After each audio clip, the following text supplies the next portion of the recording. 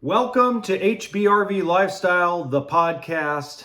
Honey Badger here, giving it to you straight in the RV business as usual. Today is a special show, guys. I got back from Indiana this weekend. Now, I haven't been able to record anything. I've been working on the YouTube channel a little bit here and there, but for the most part, I was up at 6 a.m. Eastern, bedtime's 10 p.m. Eastern, maybe even 11. So it was like I didn't really have time to do the normal stuff, including recording this show. But that's okay. It was a very busy week. I learned a lot. I learned a lot about who are going to be my dealers and who's not going to be my dealers. Learned a lot about how people feel in general. I talk about the Portland RV show. Well, let me go over some of the numbers one more time on the Portland RV show. The average dealer sold 90 RVs at the Portland RV show in September, with another projected 100 to 125 in November. So it just goes to show you that the economy on the RV side of things is still moving, and that you, the consumer, have recognized that is a huge buyer's market right now. One of the things I want to really cover today is some of the verbiage that has been used by both dealers that are all in with the product I'm selling and dealers that are all the way out. Okay, because a lot of times it's relationships. So in the business I'm in, it's a lot about relationships. And for a while, the company that I work for didn't have a West Coast rep because of COVID. COVID really put a damper on the ability of a lot of manufacturers and brands to have proper representation because of lockdowns, vaccine mandates, things of that nature. So some dealers feel like they didn't get enough support from certain brands, mine being one of them, which is fine. I understand it. I don't take it personally, not at all. And in fact, most of the dealers that are not going to want to be dealers with me anymore have given me great positive feedback on the industry. There are a few that have made interesting comments that I think are very valuable to the consumer, to the manufacturers, and to the dealers. Okay. So I have one dealership, great guy, really enjoyed talking to him over the last 3-4 weeks. He's basically stated to me that he's no longer going to be a dealer. And as we were talking, we were good, we were happy to part ways. We're not going to burn a bridge. We're not going to nuke a bridge. We both know each other pretty well. And one of the comments he made is that he's downsizing. He's downsizing the amount of brands he has on a lot. And the reason why he's doing it is because during COVID, they couldn't get enough product on the lot. They couldn't get enough product to each dealership, so dealerships just signed everybody they could just so they could keep in RVs in stock. It didn't matter about the quality, it didn't matter about the brand name, it didn't matter about the brand recognition. It was, can you get me product and when? So you're seeing some of these dealerships, what they're doing is they're downsizing their lot back to a couple of brands. So for example, here's a great example. So I worked for Giant RV for a lot of years, and we had a couple of trailer brands. We had the Evo trailers, that was our aluminum sided trailer, or we would call it stick and tin in the business. And then we had Milan trailers, which was made by Eclipse. Now that's going back some years, guys, because the Milans no longer exist, but it's the same manufacturer as Attitude toy haulers. That was our two stick and tin brands. Those are two aluminum sided brands. Then our fiberglass brands were North Trail by Heartland I'm talking a lot of years back now, okay? And then the other brand of fiberglass trailer that we had on the lot was Rockwood, okay? So really, we only had 4 actual travel trailer brands that we carried in stock heavily. And then we had a few Winnebago, we'll call them niche trailers, small teardrops, things of that nature. We had little bits of. We didn't go heavy in anything else but 4 trailer brands. Those are the brands that we sold well, we did well with, and we moved on. We also only carried 1 fifth wheel manufacturer for a long time. We only had Heartland forever, Sundance, Bighorn, Big Country, Landmark. We didn't carry anything else. We didn't have anything by Keystone. We didn't have anything by Forest River back then. And we're talking about a 15-acre lot. We're not talking about small mom and pop. We're talking about 15 acres in Colton. We had 3 other stores, 4 if you counted the Palm Desert store when we were open during the winter.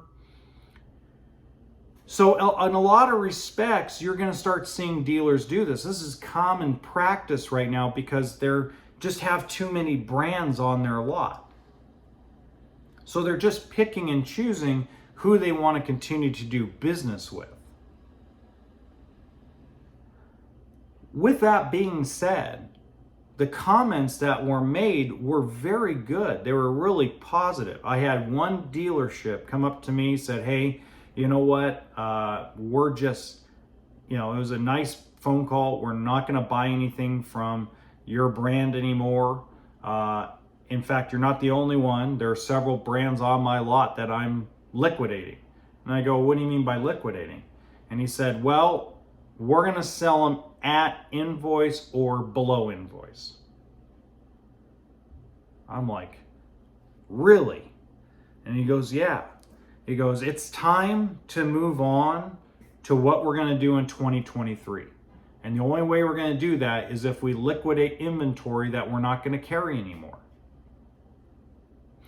And then he said, on top of that, he said, and to be honest, I don't care if I make a profit the rest of the year. He says, if I have to show a loss for October, November, December, but I'm selling units and getting them off my lot, that would be an excellent end to the year. This guy's been in business for 27 years in the RV business. 27 years. I very rarely ever hear that from a dealer principal. But this goal was like, I got 100 and something pieces in stock. I need to get it down to 65 on this particular lot. I've got a lot of lots. This one has to get down to 65. It's a small 2-acre lot. 3-acre lot. I got to get it down to 65 pieces. I have 110.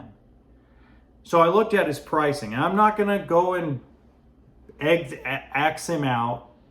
I'm not going to do that. So if you're a listener and going, oh my God, somebody's willing to lose money on an RV sale, I'm not going to tell you who it is. That would be unfair to him. He told me this stuff in confidence. Okay? But I'm referring it to you, the listener, whether you're a dealership, a consumer, a manufacturer, doesn't matter. What you guys need to understand is that it is a complete buyer's market out there. And I just got it reaffirmed at this Indiana dealer open house. So this open house, guys, is a chance for the manufacturers and the dealers to see what's new. And they're like, really? You guys came up with this? This is amazing. I got a lot of great feedback. Now, there wasn't a lot of West Coast dealers out at this event because A, they're focused in on other things, and B, they had their own open house in Oregon the month prior. Now, what you also need to understand at the end of the day is when a manufacturer and a dealership are on the same page about colors, price, floor plan, size, you start adding dealers. So I added a net add of 10 new locations. And what I mean by net is I lost 2. And I'm probably going to lose more, to be honest. I'm probably going to lose a few more. And again, it's going to be the biggest. Remember, I was saying in other podcasts, this is going to be the biggest shift in RV manufacturing. This is going to be the biggest shift in what dealers carry. It just came sooner than I thought. I thought it'd be 2024, 25 when this thing would occur. Instead, it's come here about 2 years earlier than I thought. So you're going to see a lot of dealers that are going to carry new product on their lot. So imagine I've got a net 10 new locations in the middle of a supposed bad economy. And they're amazing dealers. They're amazing people. I know the majority of them personally. I knew a lot of them through the grapevine, through the RV community. But for the most part, all of them are absolutely amazing. And this is how cool the RV business is, guys. And I'm getting bouncing around a little bit, but this is how cool it really is while I have this on my mind. I have 4 guys, one of them that I personally worked for, that even though he's not going to carry my product, he is constantly texting me, or he has texted me over the last couple of days, giving me ideas of dealerships. Now, he gave me one. I already have signed them. But how cool is that? Then I got another new dealer. Now, I've known him. I don't know him personally for all the years I have, but we've met each other, we've talked to each other, and he brought me 2 dealers at the show. So that's how much this business is so tight-knit. It is such a great industry to be in. It's a great industry to buy into.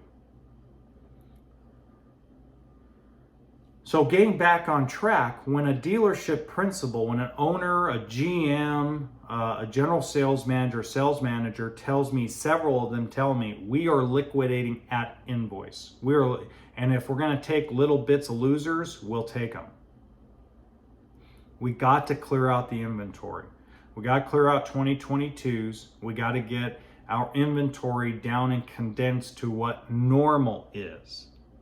We're going back to normal. If you're a salesperson, if you're a sales manager, finance manager, you're somebody who came in this industry in 2019, 2020, 2021, I have news for you. The last 2.5 years were an anomaly. I've been in the business since 2010. And in 2010, it was slow, it was dead, and we were still selling RVs. Banks weren't even lending back in 2010, and we're still selling RVs. Then I've been through some good times. 2013, 2014, 2015, some of the largest years the RV business has ever seen. I've been through 2017, which set records. You want to talk about the original record for most retail sold RVs in the country, in the United States, before COVID was 2017.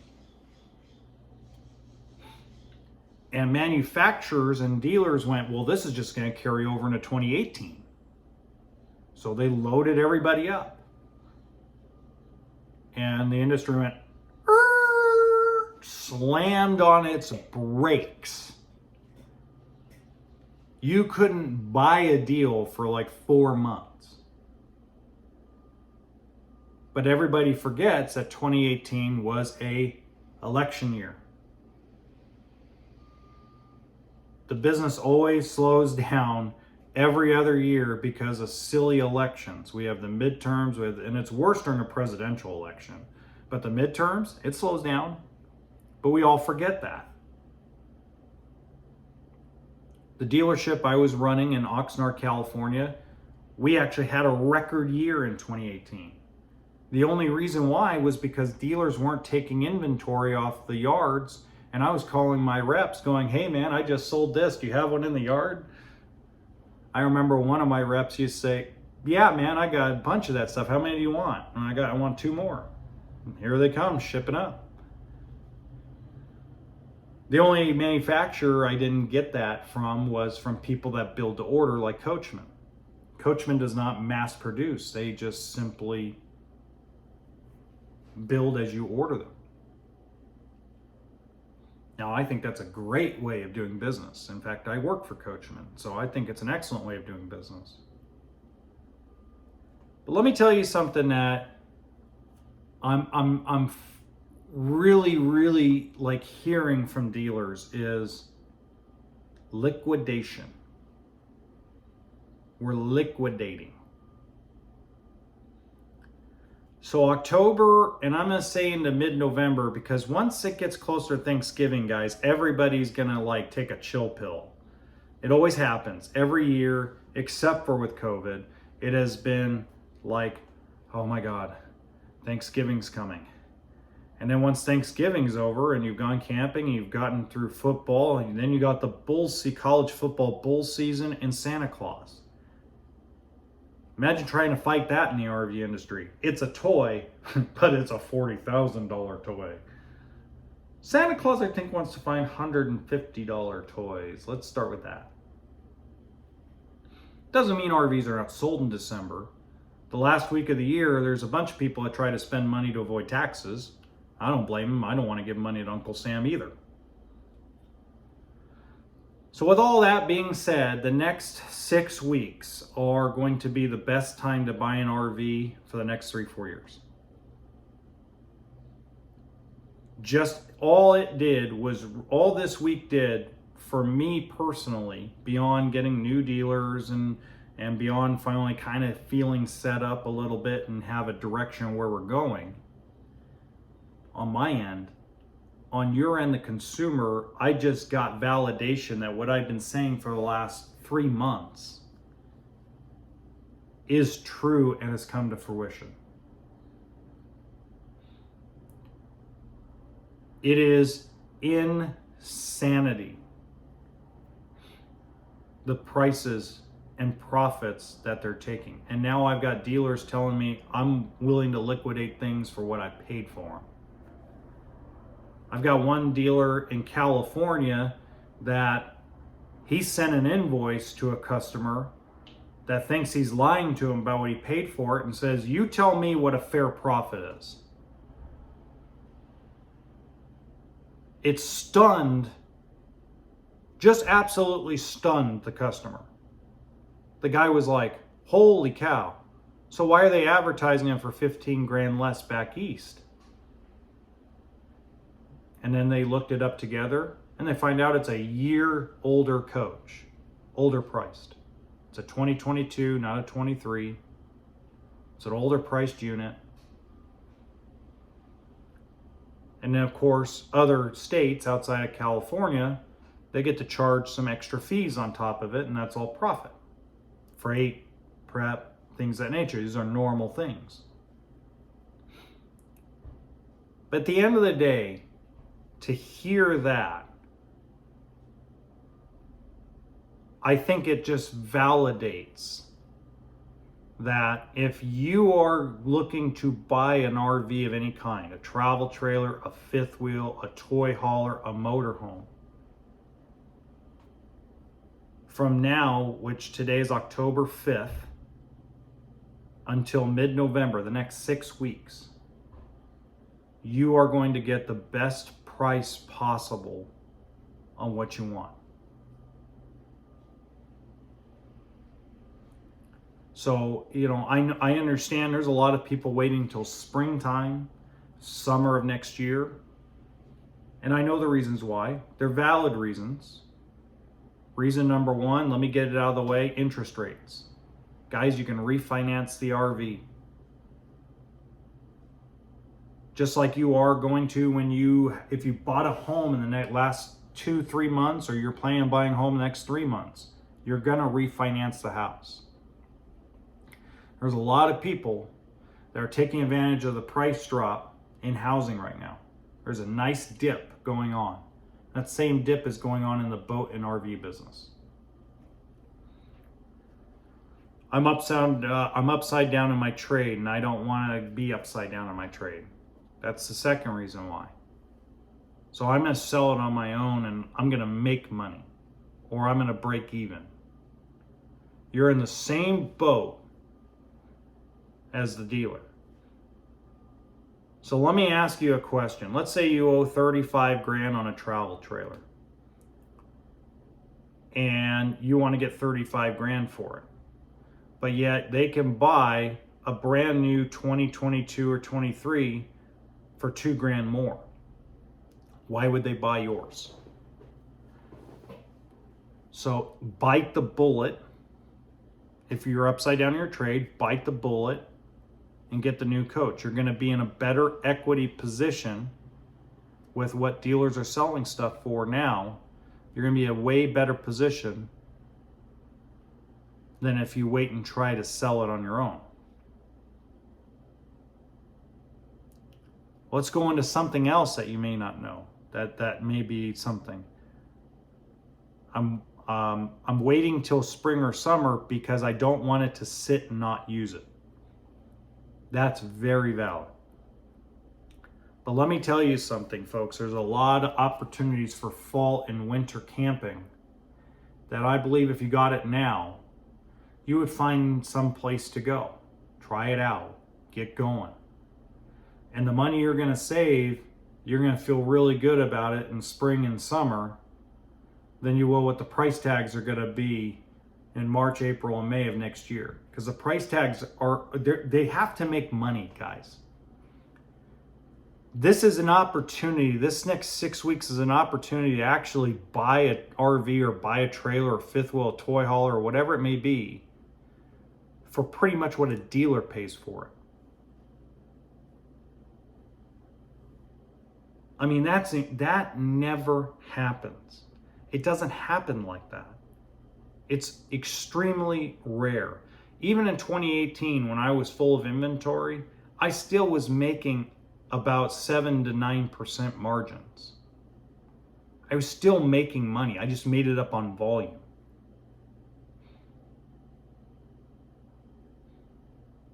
It was simple. We wanted to get to 30 units a month. We get to 30 units a month at 7 to 9% margin. We were making money. Okay. And that's back in 2018 when everybody was buried in inventory. Now everybody's buried in inventory and they're willing to liquidate at a no profit. That's pretty incredible. That's not going to make salespeople happy. It's not going to make sales managers happy, but at the end of the day, everybody understands that we have to get past this bridge. We have to cross this river to get to the other side. So I talked to some guys that I know that are salespeople. They're like, you know what, man? We made money. We did well. We put our money away. We got to get rid of this inventory. We got to move on from it. And they're all on board. A lot of the great salespeople in this industry are like, man, we've been through this. We know what this is like. We know where this is coming from. Let's do it. They're all on board. 100% with the dealers, with their guys. They're there. They're ready. They're willing. They're able.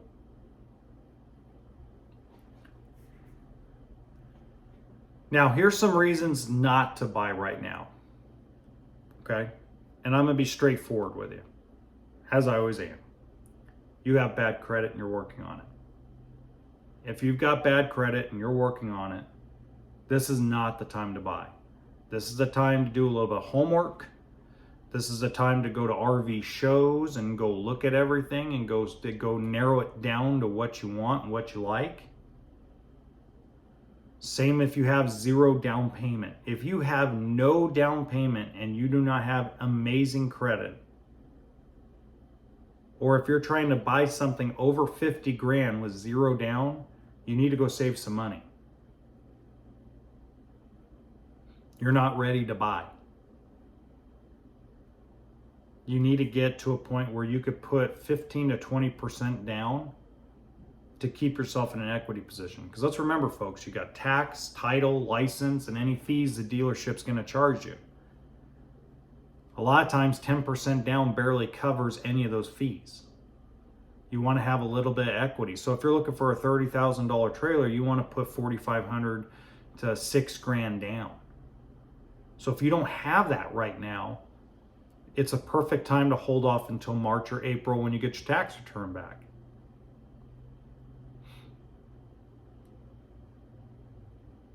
It's one of those things where it's like, man, you know what? I just don't have the money yet. Now, if they give you an unbelievable deal at a credit union or unbelievable at a bank, take advantage of it, okay? I've watched, at the Portland show, I watched probably 10 deals go down at 0 down and the people's payments were amazingly low. Okay, go for it and just pay the principal down quickly. You know, get to the point where by March you've paid down $6,000 or $7,000 of the principal. Hey, now you're in an equity position. And what I mean by equity, guys, is I don't mean you're going to come out even. I mean a negative equity position, a good negative equity position. I used to tell people all the time, the reason why you're putting money down, you're putting 15 to 20% down, the reason why I always pushed for that in my career was, guys, when you guys want to trade in, it's a whole lot easier for me to get you out of it into the next coach with minimal cash. If you put 0 down, or if you put 5% down, at some point you're going to be putting 25 or 30% down to get out of it, right? So just make sure that if you're going to put 0 down right now because they're giving you some silly deal that's just freaking amazing, then just make sure that the down payment you were going to put in the spring or the summer, you pay that principal down. Look, guys, the banks don't want you to have a 20-year term. They have to give you a 20-year term to make it make sense and have it insured by the banks. But 15, 20-year term, if you paid it off in 5 to 7 years, the bank would be happy. They make a little bit of dough. They made a little bit of interest. They got the loan money back. They can resend it out and borrow it again and make money again.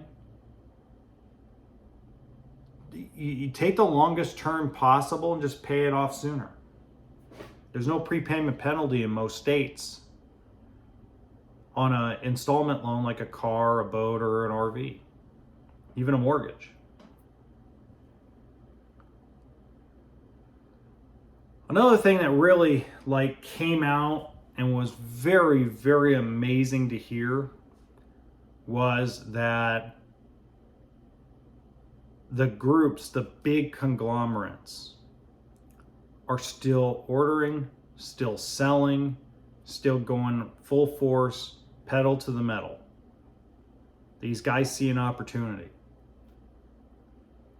The big dogs in this industry see an opportunity, all except one. I won't mention that company's name. That's unfair, but they don't really see the long game. But the rest of them, from Canada all the way down to Texas, to California, to Florida, all the way through the United States and Canada, they see that we're going to come out of this smelling like roses, and the economy is going to get a kickstart to it that's going to just blow up the industry.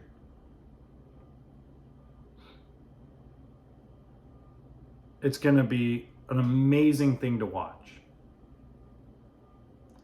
Because you have to understand right now, one of the biggest investments that people are making are in campgrounds. People saw people in general, investors, people with farm property, people with winery property, people across the United States and Canada saw the amount of people that wanted to go RVing during COVID. Now, there are some people that are just done. I did it for 2 years. I'm done. Lockdowns are over. I want to get back to my 5-star hotel in Hawaii, and I'm good. Time to go back to Europe. Whatever the case may be. But the majority of first-time buyers, the majority of first-time RVers are loving it. It gets you away from social media. It gets you away from the pressures of work. It gets you away from your neighbors. It gets you away from your in-laws. It gets you away from just the stress of life. I mean, if you watch my wife and my kids when we go camping, it's just the relaxation is there. I mean, it's a lot of work to go camping. Don't get me wrong.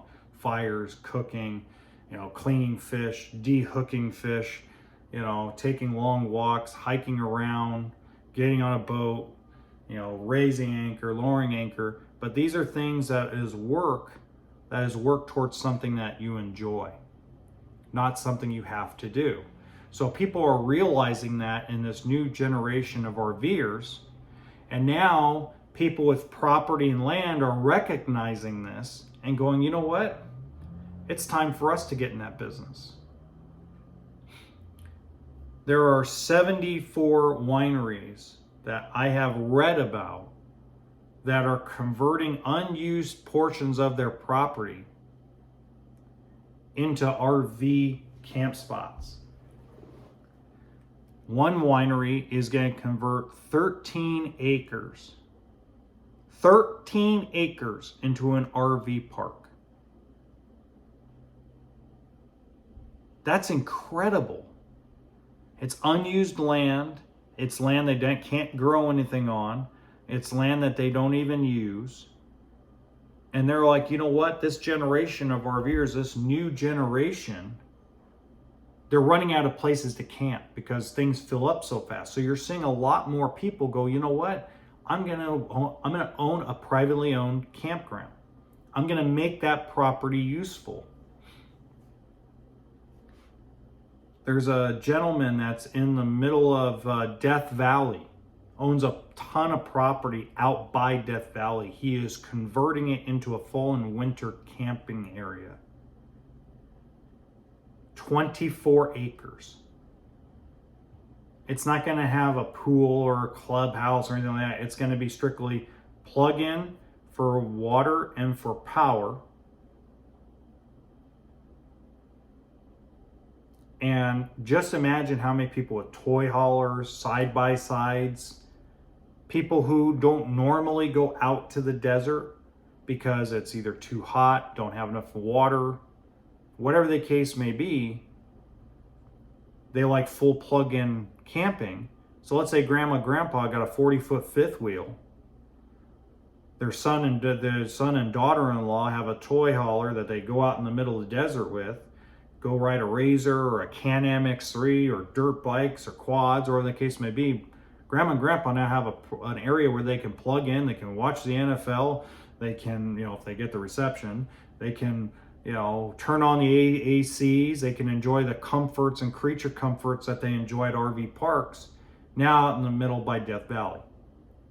In a bigger, watch this, a bigger capacity than what has been normal. These are all projects that are going around the United States of America and parts of Canada right now, and will be probably completed and ready by the time camping season comes around in 2023, 2024. So everyone sees it. It's just the people that don't see it are a little blinded by the politics of today. That's reality. They are blinded by the politics of the left and the right, the battle for power in the Senate and the House of Representatives, the battle and the struggle between Trump and Biden, Trump and Biden, Biden and Trump, whatever the case may be. This hardcore battle that's going on in Washington and some of our own states. Just imagine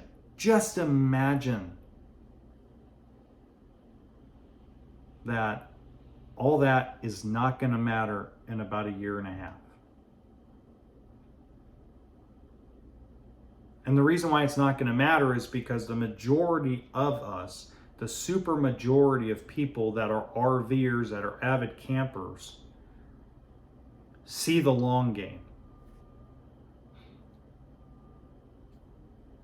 investors are finding different ways of taking their money and creating something. Investors made so much money in the stock market that they've taken the money out, and now they need a place to like store it to where they don't pay taxes on it. Best way to do that, invest in real estate. Best thing that they have started doing, because there's not a lot of properties for sale out there, is you started seeing this lean of billionaires and guys that are 9, 10, 12 figure people. They're starting to put their money into the recreation side of real estate.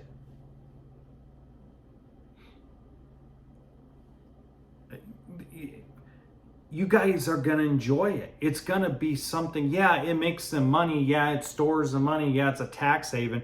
Who cares if the rich don't pay taxes? I don't care. If they keep reinvesting their money that they make into certain projects, I don't care if they give our federal government money. Our federal government mismanages the money anyway, so who cares?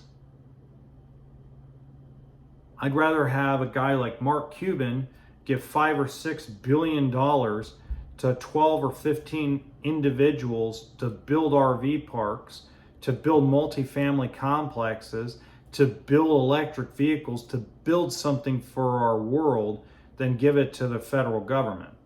And if you don't agree with me, I understand. I probably lose a lot of followers once they hear me actually talk like this. But reality is, I don't want Mark Cuban to give $6 billion to our federal government in taxes every year.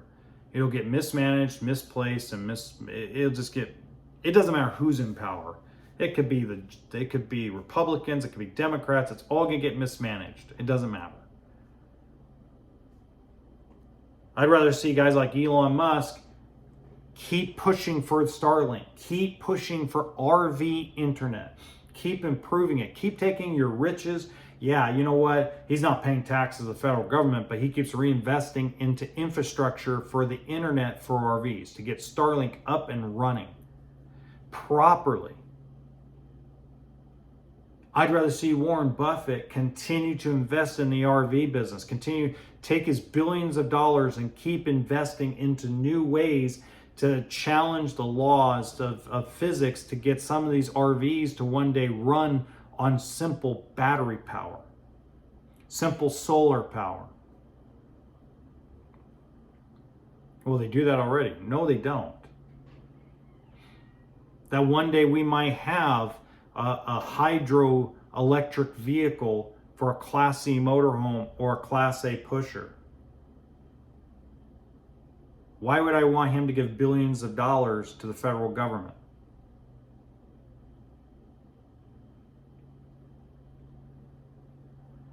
So that's where, that's my passion right now. The other part of my passion has been saving some of these lakes. I'm in California. Jenks Lake has finally started getting a flow from the inlet. You call it a flume. They call it a flume. I call it an inlet because I'm a moron.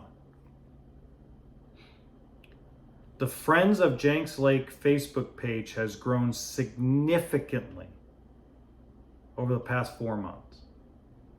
And it's closed down right now, but yet my boy Bob up there has been pushing and pushing and pushing to get that lake to have even be 3/4 full by spring. So we can be trout fishing. So we can enjoy something that's been there since the late 1800s. Animals, wildlife, they all depend on that lake for food and water. Generations of animals are so used to that lake being there for over 140 years. And it's finally coming to fruition. There was a ton of volunteers that have gone up and cleaned out that inlet and continue to go up and check on it, continue to go up and deal with it.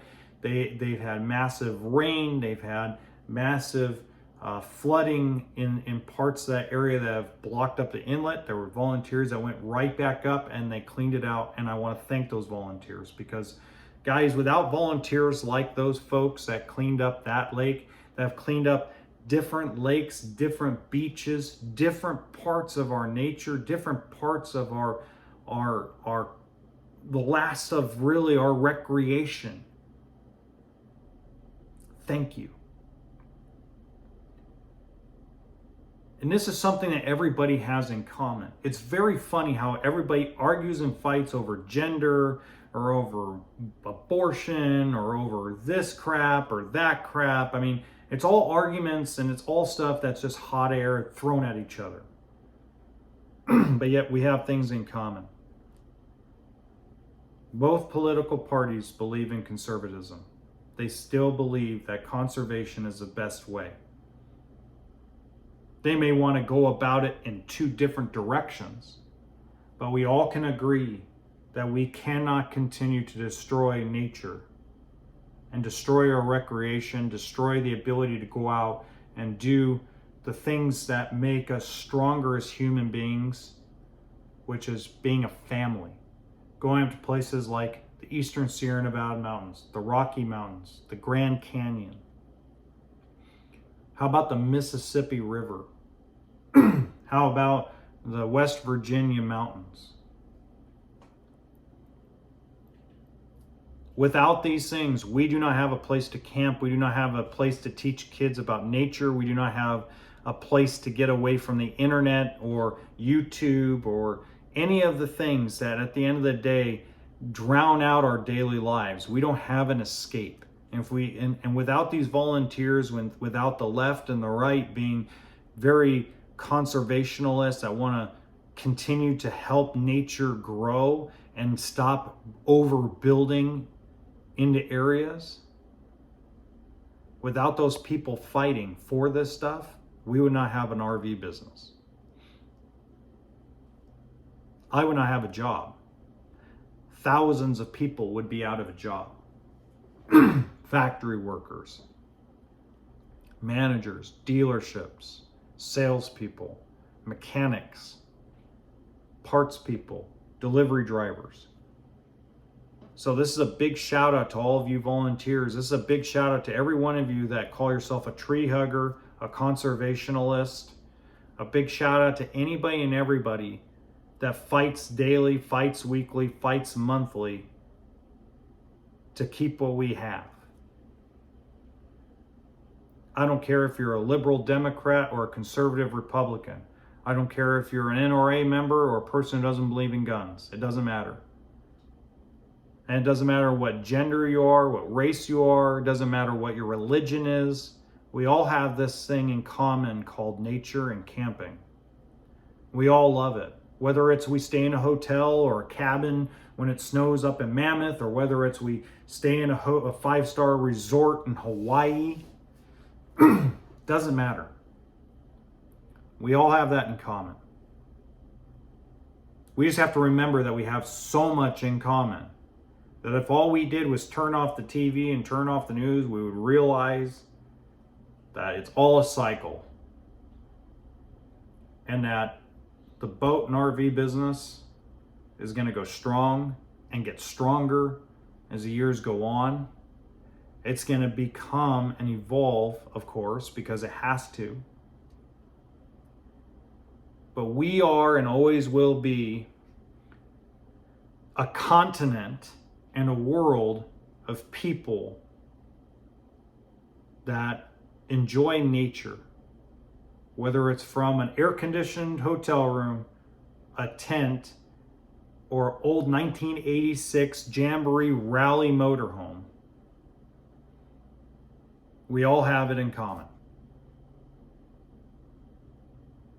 And that's the beauty of it. One other thing before I go, and it's something I think that a lot of you are going to really appreciate. We are at a crossroads as a world. we can either bow down to the thought pattern that everything's going to heck, or you can say hell in a handbasket, or we can accept that this was inevitable because of COVID. It doesn't matter if you believe that COVID was real or deaths in hospitals are real. It doesn't matter if you're a conspiracy theorist or not. It doesn't matter if you're hypersensitive right now and wear a mask everywhere you go, or you're the guy who hates people that wear a mask. It doesn't matter. We all are going to have this in common, and that is that it was inevitable when governments around the world decided to lock down the world that we were going to run into something like this.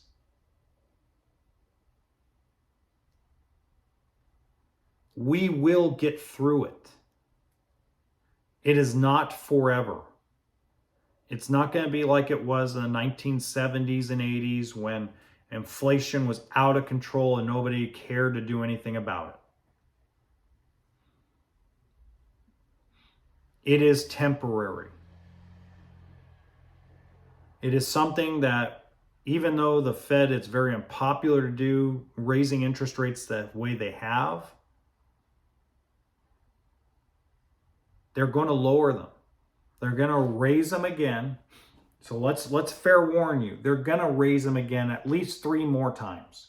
You're going to see interest rates in the mortgage side and the RV side hit 9 and 10% for prime credit before it's said and done. And everything's going to come on the mortgage side. It's going to come to a screeching halt. Everybody's going to go, whoa, there's no way I'm buying a house right now.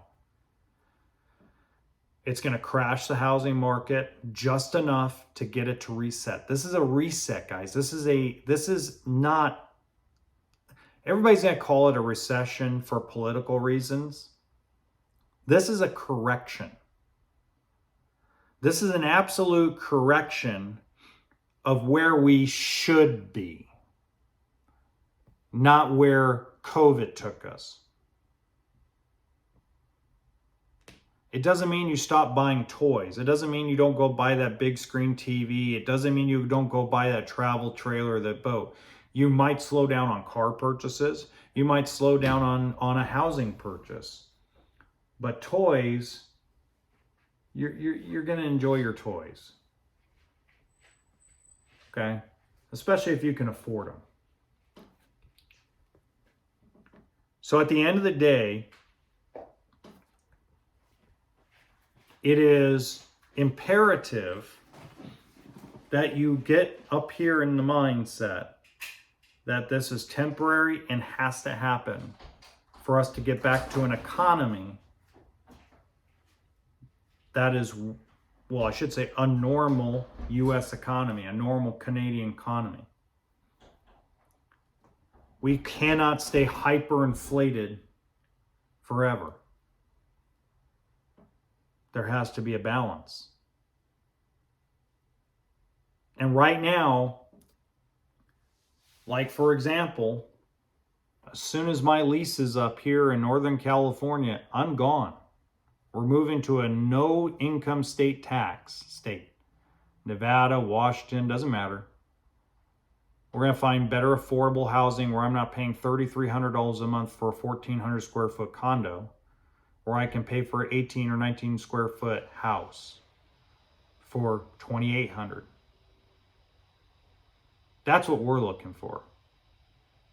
40-minute drive from a major airport for my job.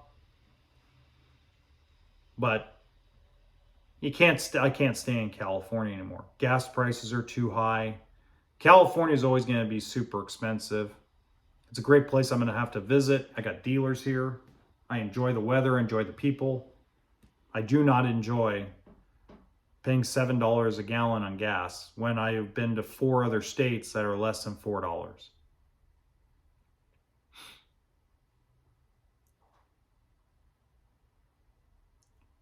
This is not a revolution. This is a correction.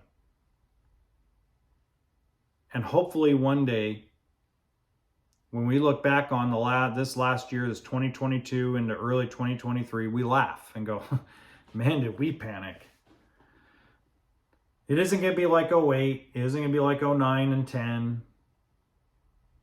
It's going to be more like 2018 when it all corrected itself. Have a great week. I hope this was very helpful to you. And have a wonderful, wonderful, beautiful October 10th. Because October 10th is going to be a big day for most people. It's going to be a day. Just you'll see.